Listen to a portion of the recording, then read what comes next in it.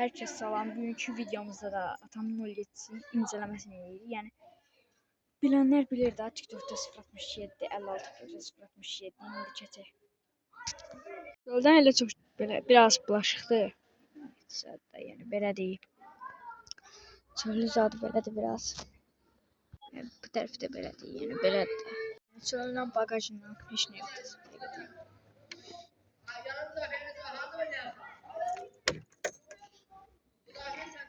Balıq qıraları üslitir. Böyle. İndi keçək içinə oturaq. İçinə oturduk, yəni içinə də belə fiyat oldu. 22.50 manat fondu.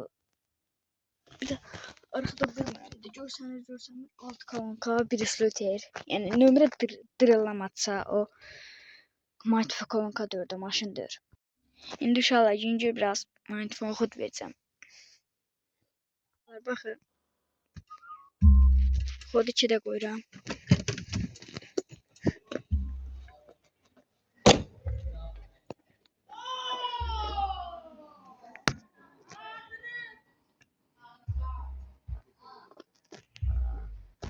Üstə xod. Baxın. Belə dayan. Baxın burada da bir dənə işıqdır. Bu da danlidir. Yəni işıq. Çölüm bir şey yanır. Bu da danlinin işıqdır. Bu arxa şən, yəni tərləyəndə odur. Bu da ki Amerikanka indi düşüb göstərim.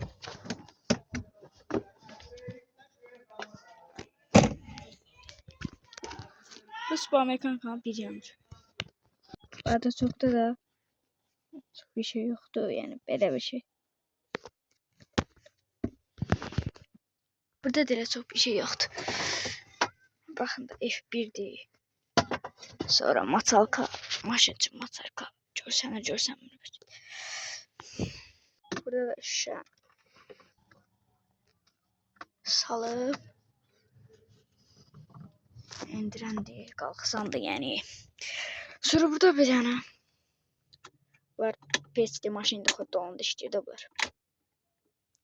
Sonra power etdik. Root noise chorus belə.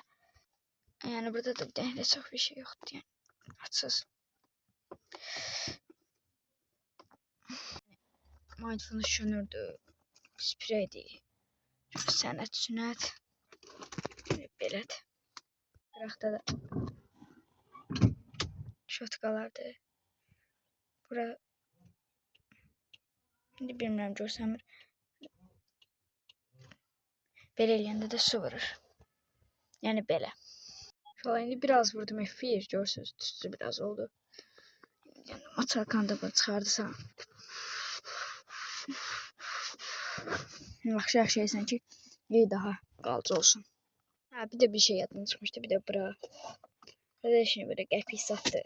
Elə bir şey. Bir de ki bundaki həm də telefon azarlıqya qoyur atam.